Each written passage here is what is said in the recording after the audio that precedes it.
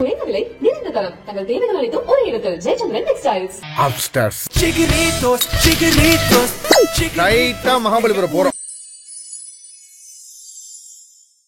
ஆண்டாளுடைய திருப்பாவையில் 5ஆம் பாசுரமாய் இந்த நோன்பு யாருக்காக இருக்கா, அந்த கண்ணனுடைய குணாதிசயங்கள் என்ன என்பதனை 5வது பாசுரத்தில் தெரிவிப்பதை நாம் பிள்ளைகளோட பேசி கொஞ்சம் தெரிஞ்சுப்போம்.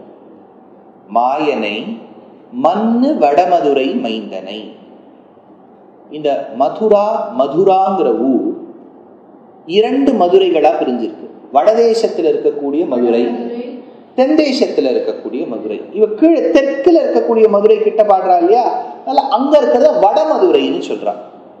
ஏஷநாராயண ஸ்ரீமான் க்ஷீரார்ணவ நிகேதனஹா நாகபரியங்க முத்ஸ்ருஜ்ய தியாகதோ மதுராம் புரீம். பெருமாள் வைகுண்டத்தை விடுத்து ரொம்ப சந்தோஷமா நல்ல ஹாப்பியா மதுரா நகரத்துக்கு வந்தாராம். இந்த மதுரா நகரத்துக்கும் துருவனுக்கும் ஒரு சம்பந்தம் உண்டு, தெரியாதா? துருவன் தவம் செய்த இடம் மதுரா, அதுக்கு மதுவனம்னு பேர். அதனால ரொம்ப சத்தியான க்ஷேத்திரம், பெருமாள் நித்தியவாசம் பண்ணக்கூடிய க்ஷேத்திரம் மதுரா. அந்த மதுராங்கிற மதுரா பாக்யம் அனன்ய போக்யம் ஈடே வசுதேவ வதூஹு ஸ்தனந்தயம் தது கிமபி பிரம்மகிஷோர பாவ திருஷ்யம் தேசிகன் எடுக்கிறார். அதனால மாயனை மன்னு வடமதுரை மைந்தனை, அந்த மாயனை கண்ணனை, மாயான்னு இந்த இடத்துல சொன்ன என்ன அர்த்தம்? மாயன்னா என்ன அர்த்தம்? கண்ணன். அதான் கண்ணன். மாயன்னா ஏன் கிருஷ்ணருக்கு மாயன்னு பேர்? மலையெல்லாம் தூக்கி இருக்காரு, அதனால என்ன தெரியுது? சாக்ஷாத் பகவான். கரெக்ட். அத்தியாச்சரியமா லீலா சேஷ்டிதங்கள் பண்ணுவார். வேற யாராலையும் மலை தூக்க முடியாதுன்னு நினைச்ச போது தூக்குவார். பாம்பை கண்டா படையே நடுங்கும்னு இருக்கும்போது பாம்பு மேல டான்ஸ் பண்ணுவார். ரொம்ப தைரியசாலி, அத்தியாச்சரியமான லீலா சேஷ்டிதங்கள் பண்ணுவார். அந்த லீலா சேஷ்டிதங்கள் செய்வதனால் அவனுக்கு மாயன் பேர்.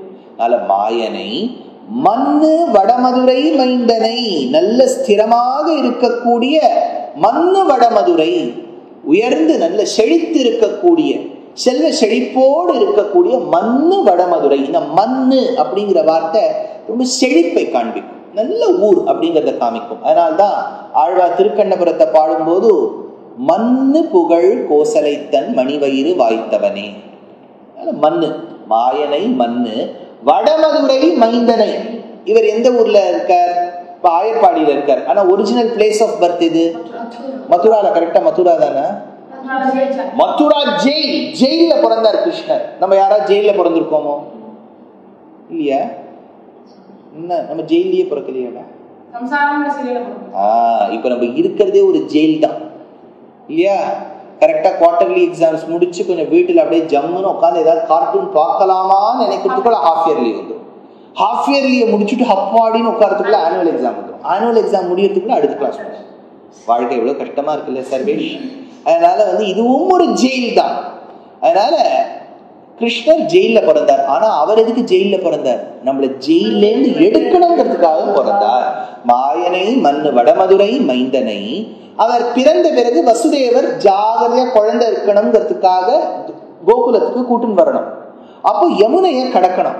தூய பெருநீர் யமுனை துறைவனை. தூய பெருநீர் ரொம்ப சுத்தமாக இருக்கக்கூடிய வாட்டர்ஸ், ரொம்ப பியூரா இருக்கும் வாட்டர்.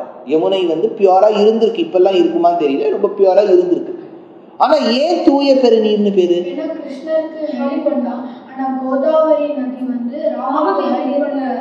ஈடுபடல். என்னன்னா இப்போ நம்ம ஆஸ்திகர்கள்லாம் பார்த்துட்டு இருப்பா இல்லையா? அதனால கரெக்டா நம்ம சர்வேஷம் ரோஷம்னு சொல்லிட்டா. என்ன சொல்லிட்டான்னா, கோதாவரிங்கிற நதி திரேதாயுகத்தில் ராமருக்கு கைங்கரியம் செய்யக்கூடிய வாய்ப்பு இருந்தது, ஆனா இழந்தாள். ராவணனுக்காக பயந்து எங்க இருக்காருன்னு சொல்லாம இருந்துட்டா. அதனால அந்த கோதாவரி கைங்கரியத்தை இழந்தது போல் நாம் இழக்கக்கூடாது அப்படிங்கிறதுக்காக கம்சனை பார்த்து பயப்படவே இல்லை. சொல்லிட்டா, நான் கிருஷ்ணருக்கு வழி கொடுக்கிறேன்னு கொடுத்தா. Water always flows from higher level to. ஆனா கிருஷ்ணாவதாரத்து ஒரு மேஜிக் நடந்துருச்சு. என்னன்னா, அந்த யமுனா நதி மேலேந்து ஓடி வந்த யமுனா நதி கிருஷ்ணருக்கு வழி கொடுக்கணுங்கிறதுக்காக she went against physics னு பல பேர் சொல்வா. she started flowing backwards. அதனால தூய பெருநீர் யமுனை துறைவனை ஆயர் குலத்தினில் தோன்றும் அணி விளக்கை, இங்க முத்து முத்தா எப்படி வழக்கெறியறதோ அந்த மாதிரி ஒரு ஆயர் குலத்துக்கு விளக்காய் வழிகாட்டியாய் பகவான் வந்தாராம். எப்படி தாயாரை உல்லாச பல்லவித பாலித சப்தலோகி நிர்வாக போரகிதநேம கடாட்ச லீலாம் ஸ்ரீரங்கஹர்ணதள மங்கள தீபரேகாம் ஸ்ரீரங்கராஜ மகிஷீம் ஸ்ரீயம் ஆஸ்ரயாமகான்னு மகாலட்சுமிய விளக்கா சேவிக்கிறோமோ, அதுபோலே பெருமாள் இந்த ஆயர்களுடைய குலத்துக்கு அணிவிளக்காய், ஆயர் குலத்தினில் தோன்றும் அணிவிளக்கை தாயை குடல் விளக்கம் செய்த தாமோதரனை, தாய் இந்த இடத்துல பொதுவாக பெரியோர்கள் கொள்ளுவது யசோதையை தான். ஆனா நம்ம உடனே என்ன கேட்போம், நமக்கு தான் சீக்ரெட் தெரியுமே, இது யாரோட பிள்ளை? தேவகி பிள்ளை. அதனால தேவகின்னு அர்த்தம் வச்சிருந்தாலும் நல்லதுதான். அதனால ஆயர் குலத்தினில் தோன்றும் அணிவிளக்கை தாயை, தாயான யசோதையின் குடல் விளக்கம் செய்த தாமோதரனை, குடல் விளக்கம் சொன்னா அவள் மூலமாக பிறந்து சேதனோஜீவனத்துக்காக வந்த எம்பெருமான். நல்ல எல்லாரும் நல்ல குழந்தைகள்லாம் இங்க இருக்கக்கூடிய ரோஷன், சர்வேஷ், விஷ்ணு, அப்புறம் வந்து நம்ம ஸ்ரீவர்தன் இருக்கான், அப்புறம் வந்து அவ்யுக்த் இருக்கான், ருத்ரன், எல்லாரும் நன்னா இருக்கான். பார்த்துட்டு இருக்கவா எத்தனை குழந்தைகள் பார்ப்பா அவங்களெல்லாம், அவளாமும் நன்னா இருக்கணுங்கிறதுக்காக தான் வந்து பிறந்தார். பெருமாளுக்கு ஒண்ணு பிறக்கணுங்கிறது ஒரு கர்த்தவியமே இல்லை. ஏன்னா அவர் கர்மாதீனமாக பிறப்பதில்லை, இச்சாதீனமா பிறக்கிறார். இச்சாதீனமாக பிறக்கக்கூடிய எம்பெருமான் இங்க தாயை குடல் விளக்கம் செய்த தாமோதரனை தூயோமாய் வந்து நாம், அப்பேற்பட்ட எம்பெருமானை உகந்து தூயோமாய் வந்து நாம், பெண்களை பார்த்து சொல்றா, ஏன்னா ஒரு குரூப்பா வந்திருக்காளே, தூயோமாய் வந்து நாம் தூமலர் தூவி தொழுது. தூமலர், தூமலர்னா என்னடா? வெரி குட், தூய்மையோடு இருக்கக்கூடிய ஃப்ளவர். தூமலர் தூவி தொழுது, பெருமாளுக்கு நல்லா இதை சமர்ப்பித்து தொழுது. தொழுதுன்னு சேவித்து. இப்ப என்ன தெரியுமா வார்த்தை? தொழுதுங்கிற ஆண்டாள். இந்த தொழுவதுங்கிறது இன்னைக்கு நம்ம தமிழர்கள் ரொம்ப யூஸே பண்றதுல. ஆண்டாள் யூஸ் பண்ணியிருக்கா, கேரளத்துல எல்லாரும் யூஸ் பண்ணுவாங்க. நீங்க தொழுதுட்டு வந்தாச்சான்னு கேட்பா. தொழுவது என்பது பகவானை சேவிப்பது. தூமலர் தூவி தொழுது. இது ஆண்டாளுக்கு எப்படி பழக்கம்? மலரால தூவி தொழணும்னு எப்படி? பெரியாழ்வார் அவ்யுக்தான் பாருங்க. அதனால அப்பாவான பெரியாழ்வார பார்த்திருக்கா, மலரால் அவர் நல்லா மாலையெல்லாம் தொடுத்ததை பார்த்திருக்கா. தூமலர் தூவி தொழுது. வாயினால் பாடி, அது ஓகே. வாயினால் பாடினா என்ன? வாய் திறந்து பாட வேண்டும். இது நவவித பக்தியில என்னது? கீர்த்தனம். மனதி அர்ச்சிப்பது. அப்புறம் வந்து மனதினால் சிந்திக்க மரணம். Very good. அதனால வாயினால் பாடி மனத்தினால் சிந்திக்க தூமலர் தூவி தொழுது. அப்புறம் வேற என்ன? மனதினால் சிந்திக்க போய பிழையும். என்ன அழகா சொல்றா பாருங்க, போய பிழையும். நம்ம முன்னாடி பண்ண பாவங்கள் என்னெல்லாம், நிறைய பாவம் என்னெல்லாம் பண்ணிருக்கேன் ரோஷன் நீ? சார் நான் உபன்யாசம் கேட்டிருக்கேன் சார். என்னெல்லாம் என்ன பாவம் பண்ணிருக்கேன் தெரியாது. போன ஜென்மத்துல என்ன பாவம் பண்ண? போன ஜென்மமே இதுதான் தெரியல சார், இல்லையா? அதனால போன ஜென்மத்துல எவ்வளவோ ஜென்மாந்தரமா பாவம் பண்ணிருப்போம். எவ்வளவு ஜென்மங்கள் எடுத்திருப்போம் ருத்ரன்? தெரியாது சார், பெருமாளை தான் கேட்கணும். நீ என்ன நினைக்கிற ஸ்ரீவர்தன்? எவ்வளவு ஜென்மங்கள் எடுத்துட்டோம் தெரியாது. நீ என்ன நினைக்கிற சர்வேஷ்? இருந்துட்டு போட்டோம். எவ்வளவு ஜென்மம் எடுத்துப்ப கணக்க சொல்லு. Number. I want the number. அபராத சஹஸ்ரபாஜனம். பாவங்களும் 1000 கணக்கா பண்ணிருப்போம், ஜென்மாவும் 1000 கணக்கா எடுத்திருப்போம். ஆனா ஒரு ஜென்மாவும் நமக்கு ஞாபகம் இல்லை. ஞாபகம் இல்லைங்கிறதுக்காக நம்ம அந்த தண்டனை அனுபவிக்காம இருக்க மாட்டோம். கரெக்டா? நீ ட்ரெயின்ல ஏறுற, மறந்து போய் டிக்கெட் ஆத்துலயே வச்சுட்ட.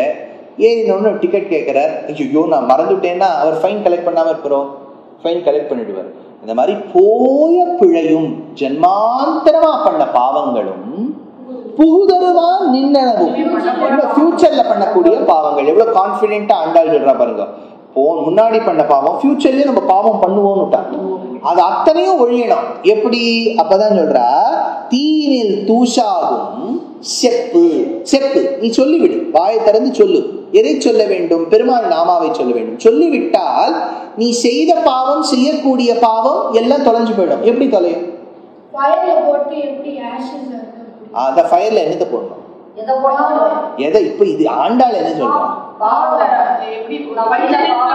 என்ன ஒரு குடத்துல வச்சிருக்கல பாவத்தை. தீயினில் தூசாகும் செப்பு. ஒரு பஞ்சை நெருப்பில் இட்டால் அந்த பஞ்சு உடனே எப்படி பஸ்மமாறுதோ அந்த மாதிரி நம்ம முன்னாடி பண்ணிருக்கிற பாவமும் இனிமேல் செய்யக்கூடிய பாவங்களும் பெருமாளுடைய நாமாவை செப்பி விட்டால், சொல்லிவிட்டால் எப்படி அந்த நெருப்பில் போட்ட அந்த பஞ்சு பஸ்மமாறுதோ அந்த மாதிரி பஸ்மமாயிடும். அப்படின்னா நம்ம பெருமாள் நாமா சொல்லிட்டு உடனே அடுத்தது பாவம் பண்ணலாம். கரெக்டா? பண்ணாம இருக்கணும். ஆனா அப்படி பண்ணிட்டா பயப்பட வேண்டாம், பெருமாளுடைய நாமா நம்மளை காப்பாற்றும் அப்படிங்கிற விஷயத்தில் ஆண்டாள் 5ஆம் பாசுரத்தில், முதல் பாசுரம் தொடங்கி 5ஆம் பாசுரம் வரை ஆண்டாள் இந்த பாவை நோன்பு இருப்பதற்கான முன்னுரையை ஆங்கிலத்தில் நாம் இன்ட்ரோடக்ஷன் என்று கூறுவோம். அந்த இன்ட்ரோடக்ஷனை சொல்லியிருக்கா. மேலே தன் தோழிகளை அழைத்து செல்ல வேண்டும் நீராடுவதற்காக. அடுத்த பாசுரத்தில் இருந்து அதை பார்ப்போம், கவனிப்போம், புரிந்து கொள்வோம், ரசிப்போம்.